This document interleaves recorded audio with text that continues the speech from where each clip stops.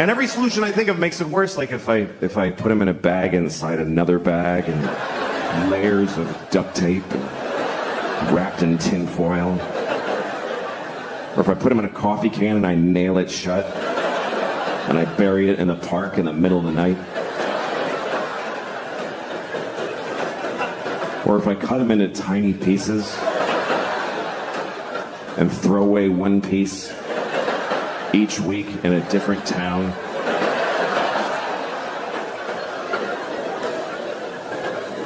My friend tried to help me. He's like, why don't you just burn them? I'm like, do you understand? Even if there's a 1 in a million chance I get caught burning little girls' panties.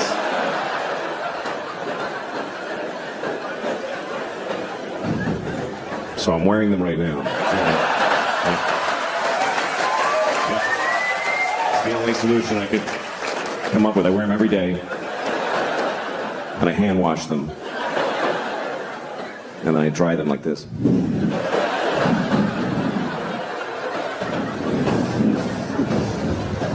Just right on the little strawberries. Here's the thing, men, our biggest fear in life is that we're gonna get caught being a kid fucker. That's every guy's biggest fear. Even if you would never do it, every guy's like, that's what's gonna happen to me, I know it. It's like being afraid of sharks when you live in the desert. Like, I don't go to the ocean, but it's gonna happen. Because it's a fear not based in its likelihood, but in how horrible it would be if it happened. Because when they catch a pedophile, holy fuck. Holy shit. It's brutal because we're scared. We're so scared of pedophilia because it's here and it's not going anywhere. That's a fact. It's not like there's a finite amount of pedophiles and we got the last one. No, it keeps happening. Every generation, there's more. Some of you have kids and some of them are going to grow up and fuck kids. They might, you know. Okay, now, of course not yours for some reason, but they're coming from someplace. So, any real solution has to start with the basic reality that there will always be pedophiles. Not a great thought. I understand it's not uplifting. You wouldn't put that on a fridge magnet. Or on your screensaver at the office. There will always be pedophiles. Hey, where's Jim? He's not at his desk.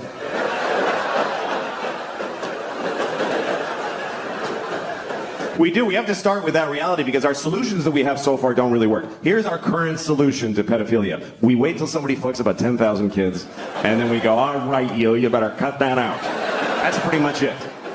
There's no measures for preventing it. None. We have no policy to prevent pedophilia. We're not even just like a street sign.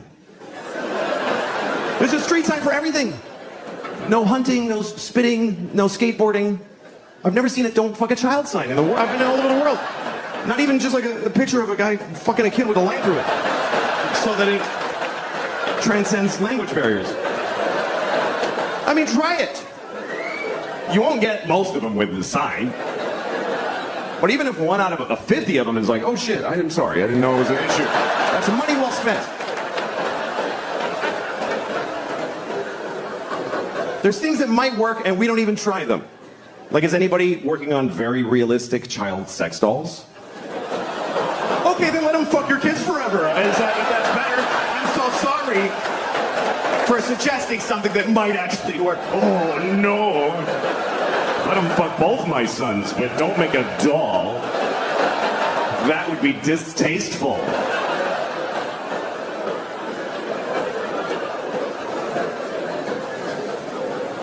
The thing is that I'm still talking about it. This problem, we lose things because we won't really face it, you know, that are important to us, like the Boy Scouts. Boy Scouts, wonderful thing. Being sued out of existence because of all the kid fuckery that goes on.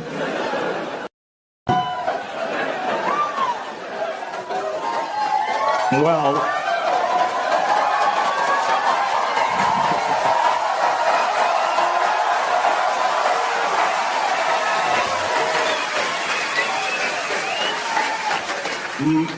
my favorite sex position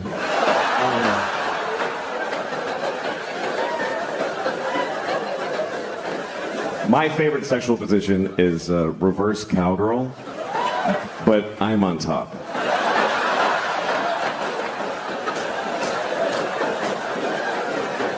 Are you picturing it? It's good. It's really good. Nobody gets pregnant. It's a lot of fun. I'm trying to learn things about myself. I got a scale for my bathroom.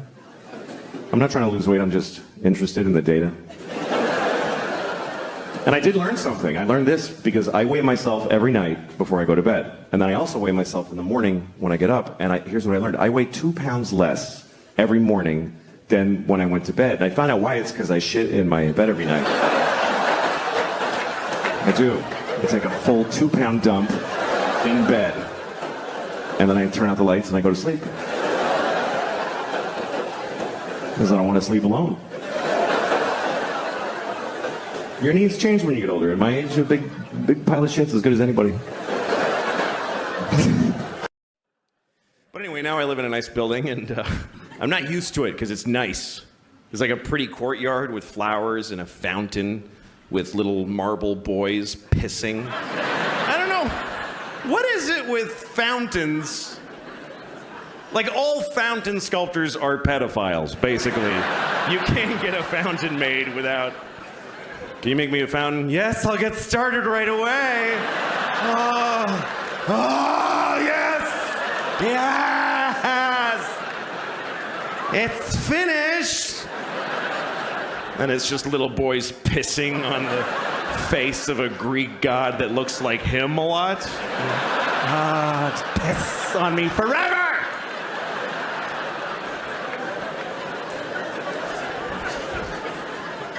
Anyway, there's one of those in the courtyard of my building. And my first week in the building about a year ago, I went down to the courtyard for the first time. And I didn't look too good, you know? It was a Sunday morning. That's my least presentable hour. There's a lot of, just stains, just like, food and me and whatever. And so I'm sitting there. So, shut up. Oh. Anyway, so there I was. I'm sitting on the stone bench of this courtyard and feeling a little out of place. There's these fancy doormen and stuff. And then there's this guy looking at me. I notice he's looking at me from across the courtyard. And he's all spiffy looking. He's got brown shoes and he's looking at me like, I could tell he was thinking I don't live in the building. He thinks I just wandered in off the street and sat in the courtyard. And I could tell he's thinking of coming over and dealing with me on his own. And I'm sitting there thinking like, oh, please do that. Yes, please, come on. And I'm trying to look even more gross. And I'm like pulling up my shirt. And then I see him go, oh, no, that's not going to do at all. And he comes over to me. And I'm like, I'm so excited to have this thing. The confrontation where I'm not wrong at all. And he thinks I am. So he comes over, says, excuse me, do you live in this building? And I said, no. Because why not start there? I said, no. He goes, well, then what are you doing here? And I said, I just need your rest. I'm having a hard time. He says, this is private property.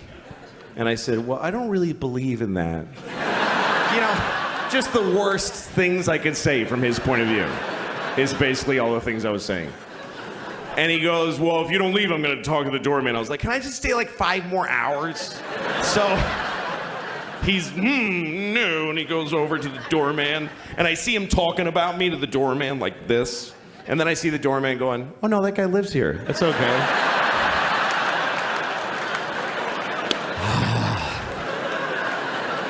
And the look on his face, it was just so, this beautiful cocktail of anger and confusion. It's like I had invented a new way to hurt somebody's feelings. That's how excited I was. He was so angry, he came back He came back to me. He said, "Why didn't you tell me that you live here?" And I said, "Because I don't have to tell you anything ever." Right? There are no words that I must say to you.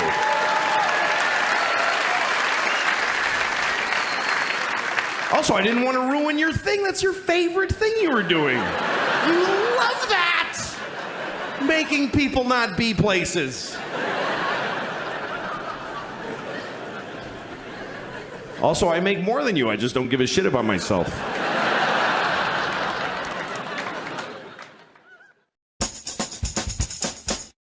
I noticed that not too long ago you got a Twitter page, and I've known you for a long time. I didn't know that you were into social media. Are you? Are you that interested in it? Well, I kind of hate it. I think it's awful, and I have Twitter so that I can just tell people what I want them to buy and give me money. I don't care. People get mad at me because I don't follow anybody. I zero people that I follow, and people are like, "You're an arrogant prick." Like, I get really angry. People get mad at you for that. How dare you not follow? But why do they care? It's like a piece of cake going, "Come on, man, what? I'm right here. Why aren't you eating me?" Like, why do they give a shit? I'm sorry I'm on television, but I think it's bad. I think that you shouldn't just do everything that's available to do isn't a good idea. There's a culture right now that as soon as hey, you get to do that, I'm going to do it. There's no sort of like, maybe that's not just the constant.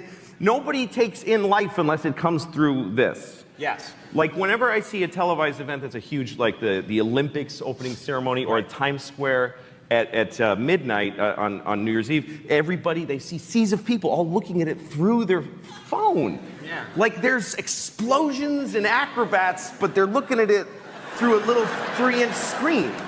Like, I think if Jesus comes back and starts telling everyone everything, everybody's just going to be twittering, and they won't be like, "I am Christ and I have returned." Oh my God, Jesus is right in front of me right now. I swear to God. But I'm now going to impart to you, I have a twit pic of Jesus. Oh my God, he's trending. Jesus is trending right now. Okay. You don't have any idea what Can you just look at me for a second?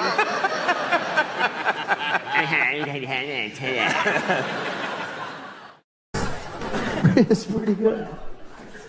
And I've wasted a lot of time just being angry at people I don't know.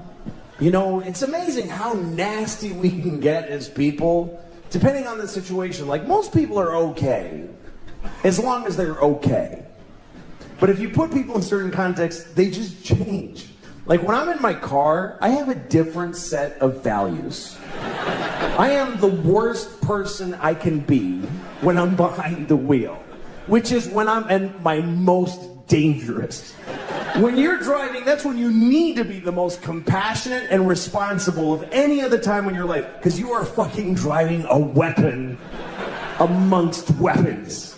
And yet it's the worst people get. And I'm the worst. One time I was driving, and there was a guy ahead of me, and he kind of, I don't know, he sort of drifted into my lane for a second, and this came out of my mouth. I said, "Worthless piece of shit."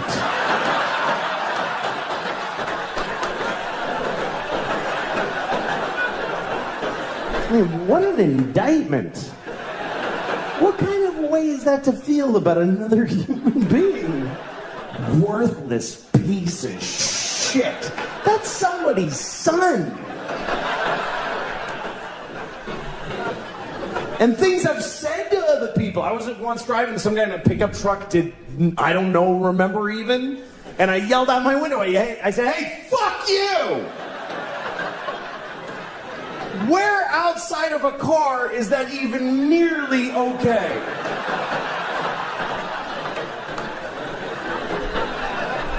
If you were in an elevator and you were like right next to a person's body and whatever, like he leaned into you a little bit, would you ever turn right to their face and go, "Hey, fuck you"?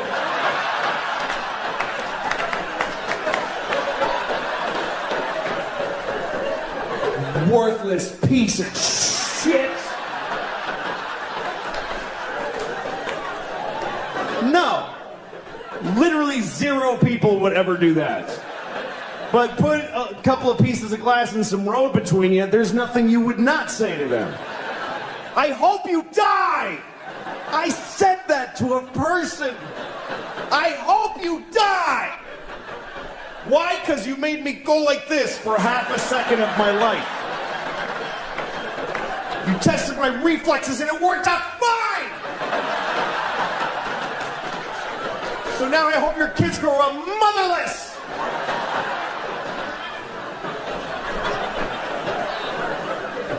I mean, what am I capable of? I'd like to think that I'm a nice person, but I don't know, man. I live in New York City, and it's okay there. I live in a nice building. I never lived in a nice place before. When I was growing up, I had no money. I mean, my mom didn't matter. I was a child. But I'm not used to it because it's nice. There's like a pretty courtyard with flowers and a fountain with little marble boys pissing. I don't know. What is it with fountains? Like, all fountain sculptors are pedophiles, basically. You can't get a fountain made without... Can you make me a fountain? Yes, I'll get started right away. Yes! Yes!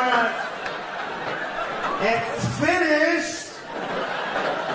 And it's just little boys pissing on the face of a Greek god that looks like him a lot. It's piss on me forever!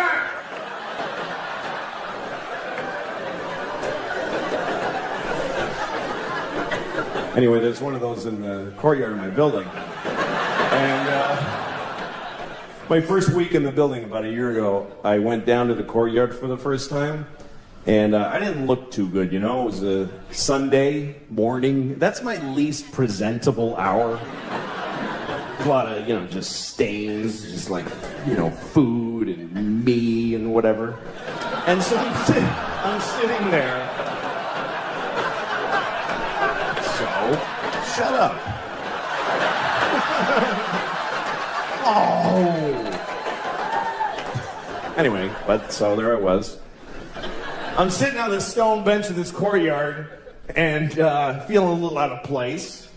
You know, there's these fancy doormen and stuff. And then there's this guy looking at me. I notice he's looking at me from across the courtyard.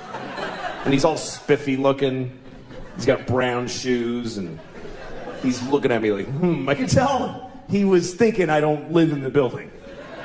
He thinks I just wandered in off the street and sat in the courtyard. I could tell he's thinking of coming over and dealing with me on his own. And I'm sitting there thinking like, oh, please do that. Yes, please, come on. And I'm trying to look even more gross. And I'm like pulling up my shirt. And then I see him go, oh no, that's not gonna do at all. And he comes over to me. And I'm like, I'm so excited to have this thing. The confrontation where I'm not wrong at all. And he thinks I am. So he comes over, says, excuse me, do you live in this building? And I said, no. Because why not start there? I said, no. He goes, well, then what are you doing here? And I said, I just need to rest. I'm having a hard time.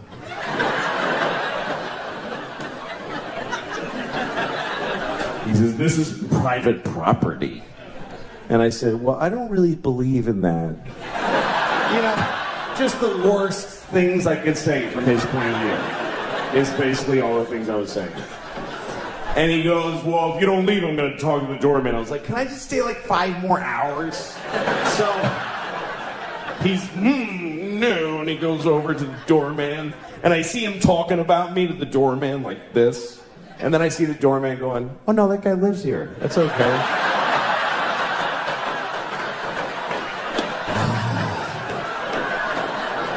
And the look on his face, it was just so, it was this beautiful cocktail of anger and confusion. It's like I had invented a new way to hurt somebody's feelings. That's how excited I was. I've seen a few tits. I've seen, I don't know, 48 maybe, I don't know. I've had my history in my life, you know. I've been divorced for 5 years, and it's been the best part of my life, being divorced. Easily my favorite part of my life. I love being divorced. Every year has been better than the last. And it's the only time I can say that about. And by the way, I'm not saying don't get married. If you meet somebody, fall in love and get married. And then get divorced. Because that's the best part. It's the best part. Marriage is just like a larva stage for true happiness. Which is divorce. Because you just let go. And everything's fine now. Divorce is forever. It really actually is. Marriage is for how long you can hack it. But divorce just gets stronger like a piece of oak. Nobody ever says, oh, my divorce is falling apart, it's over, I can't take it. And again, if you're in a good marriage, stay in it. If you're in the best marriage ever, stay in it. I'm just saying, if you got out, it would be better. That's just a fact. I'm sorry, but it's true. Everything's better. My ex-wife and I, this is the best part of our knowing each other. We're good co-parents because we live apart and we're friends. Our kids go to her half the week, they come to me half the week. And I'm a good father. I'm an attentive, focused, and responsible father. Do you know why? Because I get to say goodbye to these kids every week. Are you shitting me? It's like every parent's fantasy. Who can't be a good father for half of every week? No matter how bad it is, every Wednesday I got to go, goodbye, girls. Daddy's going to go upstairs and pour whiskey all over his naked body right now.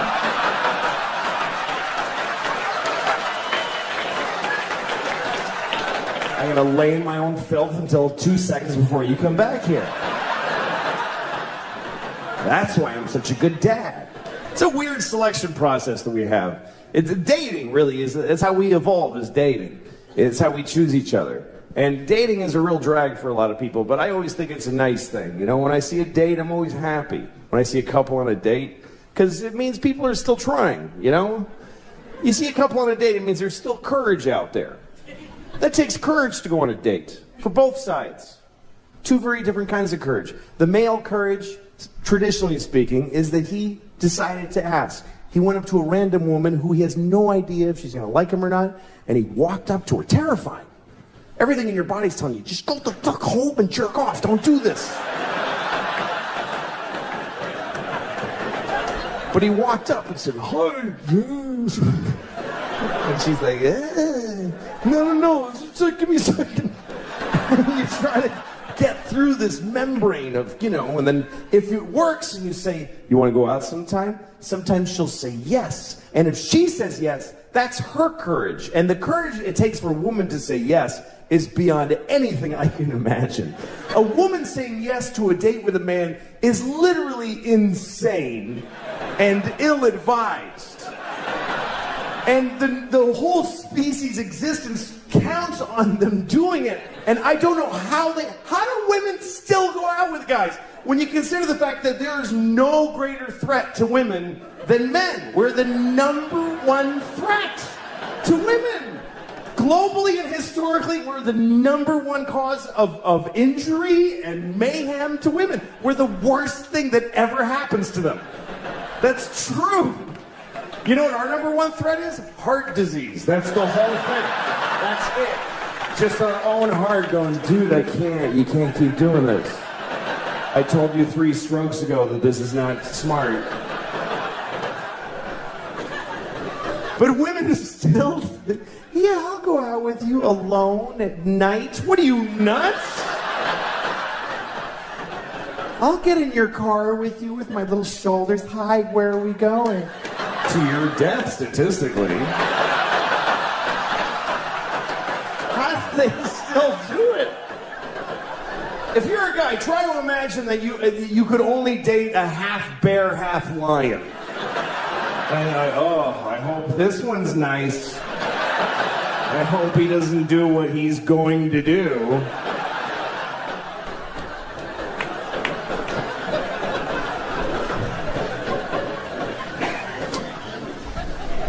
I love when I see a date. You know, you see a date, you can tell it's the first date because the way they're walking together, and she's looking up at his face trying to figure him out, and he's just a mess. The guy on a first date has no actual personality. He's just a mishmash of different kinds of dudes for a couple of seconds each. Just anything. No cohesive, just like a ransom note cut out of a lot of magazines. Just, you know, yes, I think so too.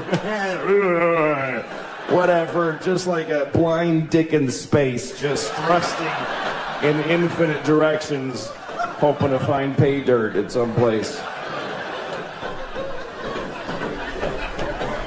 And then sometimes you see a date that's later down the line and something has happened. There's something that happens in a date that I never get to witness, because women do this. They get to do it inside. They get to just decide quietly, I'm going to let him fuck me. They just get to decide. Something he says, and she's like, that was good. He's going to fuck me later. And he has no idea. He's still like trying all this shit. He still has no idea he's already in there. I like getting older, though, because for me, the kind of guy I am, getting older makes my life better. You know, like my sex life, way better at 45. Because of the kind of, look, because this situation is okay at 45. This is not a fun kind of a 17-year-old to be.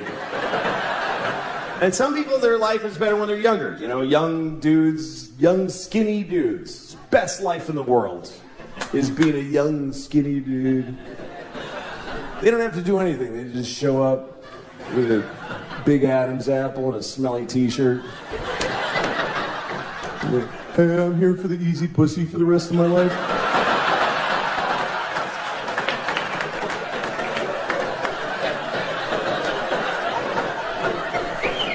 So where do I go? Everywhere? Okay, cool.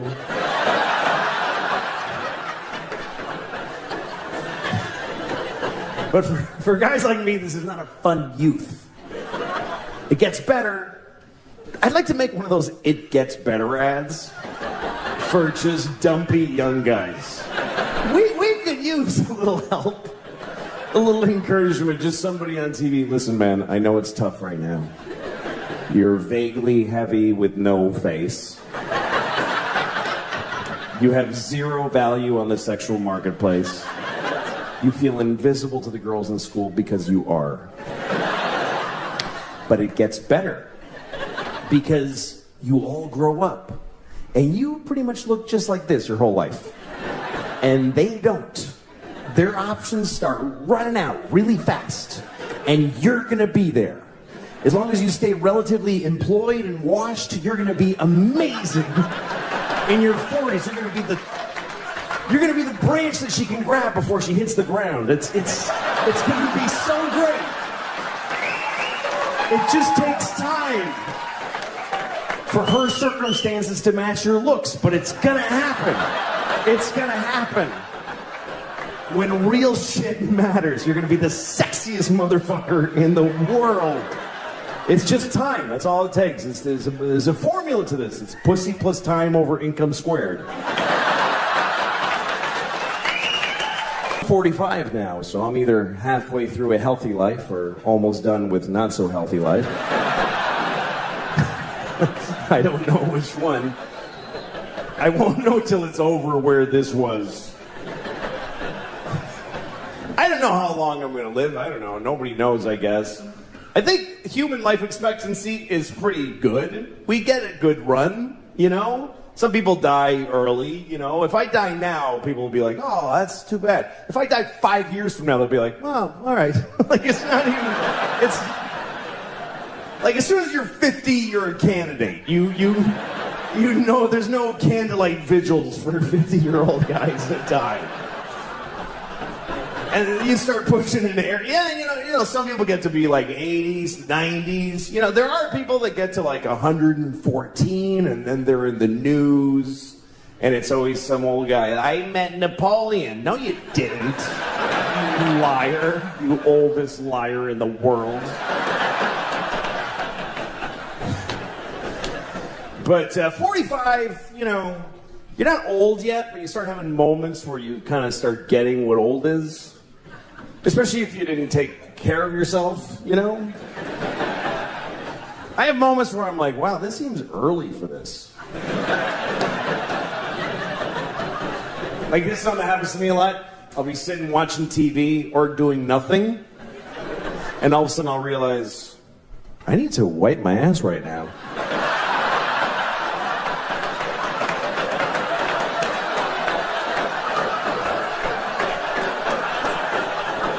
I mean, nothing happened, but I really gotta wipe my ass right now. Right now. Gotta make trips to the bathroom just to wipe my ass. How did this happen already? I'm 45. Already my asshole's just like, ugh.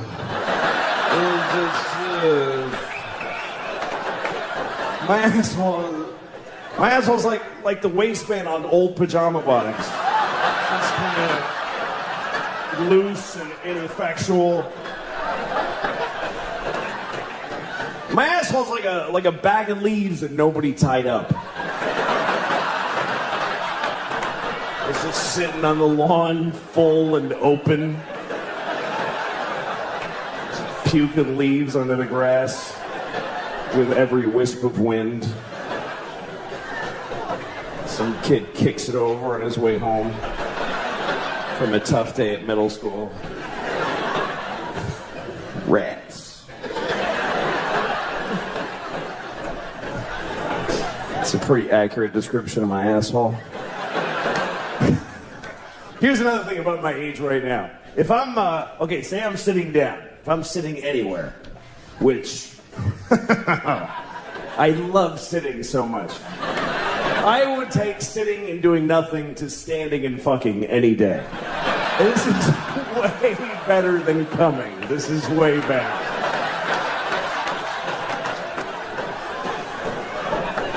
This is what, at my age, if I'm sitting down and somebody tells me I need to get up and go in another room, I need to be told all the information why first.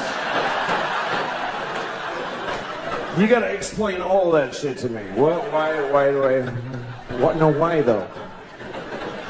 Your car's being towed right now. Well, that's what happens to me then. I accept that. Because getting up is a whole thing. It means first I have to decide, do I really want to be alive anymore? Like, let's start with that. And then I gotta start kind of rocking to get momentum. Like I'm trying to get an old Honda out of a snowbank.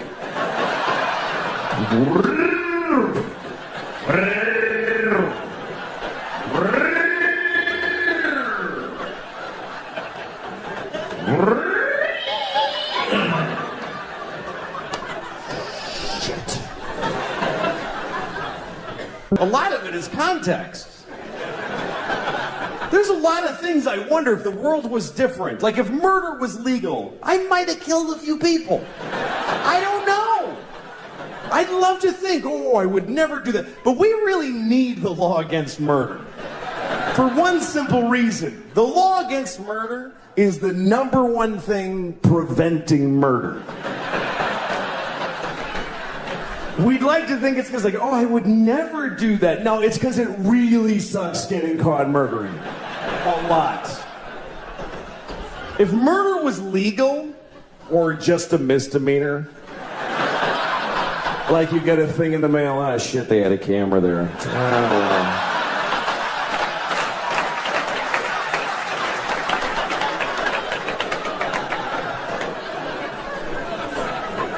If murder was legal, there would be so much murder. Regular people would murder.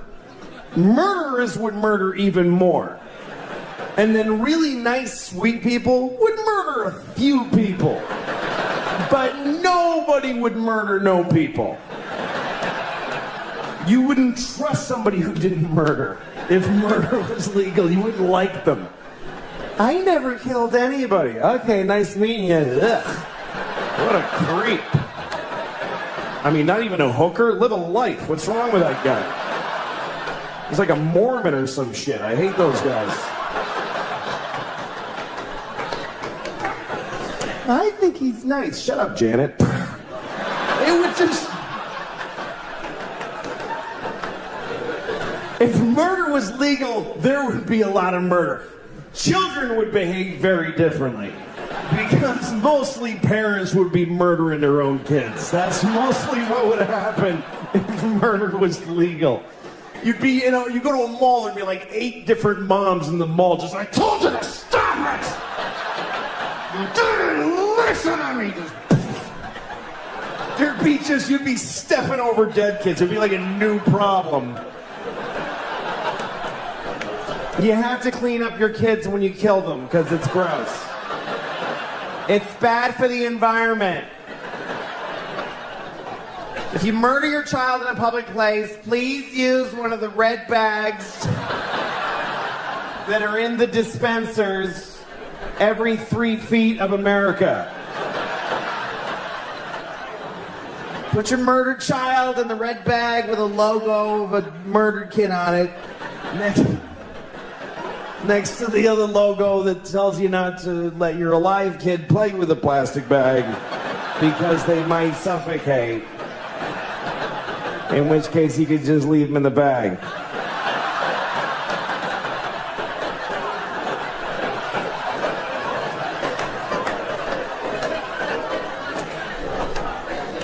That is a whole bunch of horrible thoughts right in a row. Right in a row. That is a compressed area of bad thought. I don't know. I like getting older, though. Life is an education, and if you're older, you're smarter. I just believe that. If you're in an argument with somebody and they're older than you, you should listen to them. It doesn't mean they're right.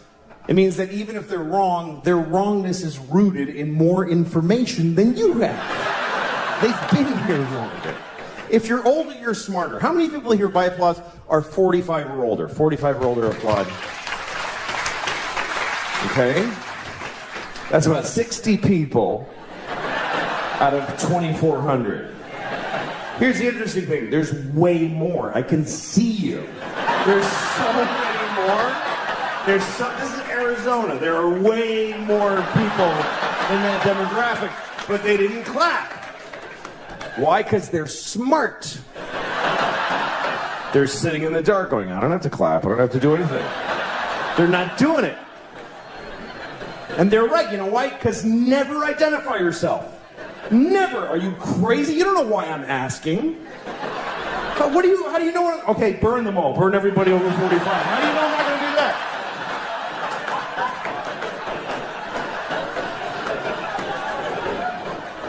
How many people here by applause are 40 or younger? 40 or younger, applaud. That's every time. Every time. That is a weird thing to celebrate in a room where you're not the only people here. That's like going to a cancer ward. Not me. I don't have it. I don't have it.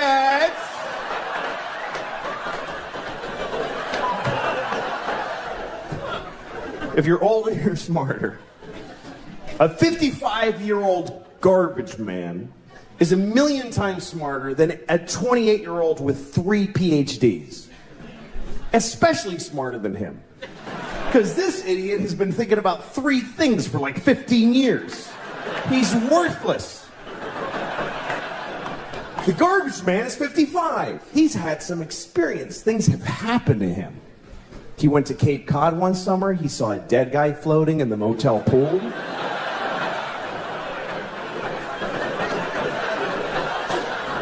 He took a bus to Montreal.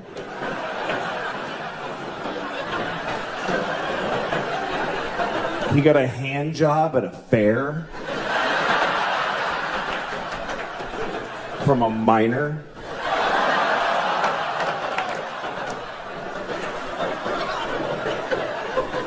I mean a miner. Not a minor, a miner. You understand? A miner.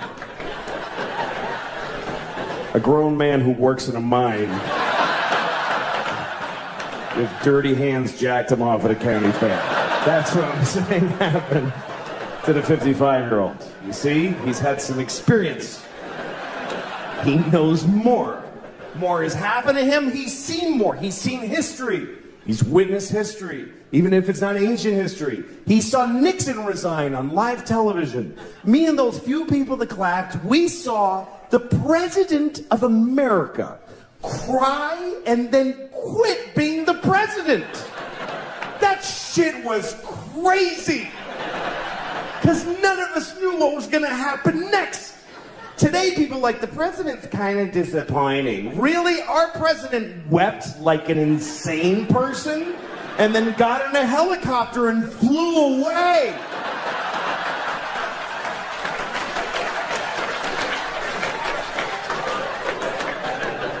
And the whole nation just watched him go.